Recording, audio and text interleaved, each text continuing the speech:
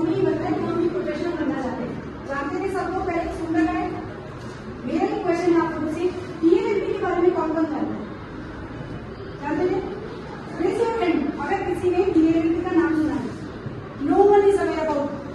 तो आप सोच के देखिए, जहां आप लोग अगर रहेंगे तो लोग भी कम अवेयर है, तो कॉम्पिटिशन लेवल थोड़ा सा दूसरों से कम है।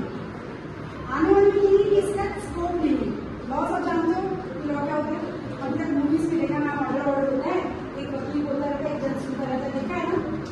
और जब प्रोफेशनल को अपने कोर्ट में या सुप्रीम में आते हैं तो देखा ना, पावर होता है। अगर कोई रोड पे गाड़ी जा रही है, उसके ऊपर एडवोकेट का सिंबल लगा हुआ है, आप सब जानते हैं ना, लगता है पावर एक प्रेजेंटेशन है। आप लोग डीएलएलपी के बारे में, कोर्स के बारे में नहीं जानते, बट लॉ के बारे में हम साथ जानते हैं। लॉ इस फील्ड में हम आगे आना चाहते हैं। ठीक है, होता है आप लोग जब अपना बीए बीएससी बीकॉम करते हैं, उसके बाद में लगता है ठीक है, अगर नहीं गवर्नमेंट की तैयारी करेंगे या हम कुछ नहीं कर पा रहे, तो चलो लॉ कर लेते हैं, या फिर लॉ के बारे में आपने हम लॉ के बारे में क्या बोलते हैं? आफ्टर ग्रेजुएशन हम लोग उसके बारे में थोड़ा सा किसी ने बताया, हम क्लियर लॉ कर लेते हैं। इसमें आपका एक बेनिफिट क्या होगा? आपका 1 साल का हो गया, 3 साल का बीए, देन 3 साल का आपका क्या होगा? एलएलबी कोर्स हो गया 6 साल। बट ये इंटीग्रेटेड 5 ईयर कोर्स में आपकी सबसे ज्यादा बेनिफिट क्या होगा? 1 साल आपके पास बच गया। करियर अपॉर्चुनिटी के बारे में बात करते हैं। डीएलएलबी को मैं बेस्ट क्यों बताती हूँ?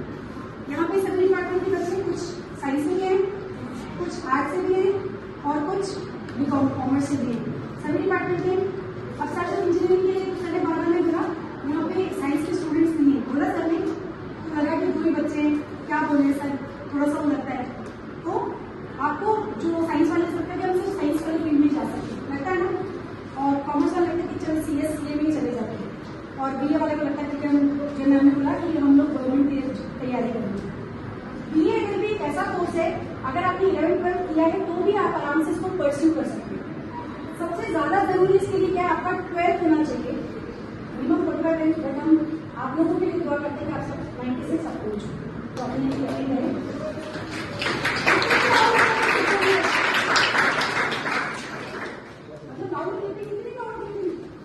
मजा नहीं आया आपको? लाउड क्लैपिंग करो। 96% अगर अपने आप को विजन करते हैं, 96 से ऊपर, उतनी तेज ताली आएंगी।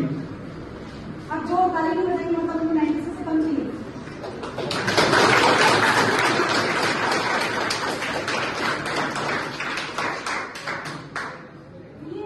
सबसे ज्यादा जो जरूरत है आपको, सबसे ज्यादा जरूरत है वो क्या है? आपको क्या लगता है कि आपको किस चीज की होने की जरूरत? 12th हो गया आपका, आपको क्या होना चाहिए उसके लिए? एक बच्चे के पास जवाब नहीं कि मेरे पास होना चाहिए, कुछ तो बोलेंगे ना थॉट प्रोसेस से कि मेरे पास ये होना चाहिए, जैसे कोई मतलब का हार्ड वर्क भी होना चाहिए, मेरा स्मार्ट वर्क भी होना चाहिए, मेरे पास पेशेंस भी होना चाहिए। है क्या आंसर आपके पास? क्या होना चाहिए? क्लियर करने के लिए लॉ करने के लिए नॉलेज होनी चाहिए ना, अवेयरनेस होनी चाहिए। सबसे ज्यादा जरूरी है कॉमन सेंस होना चाहिए।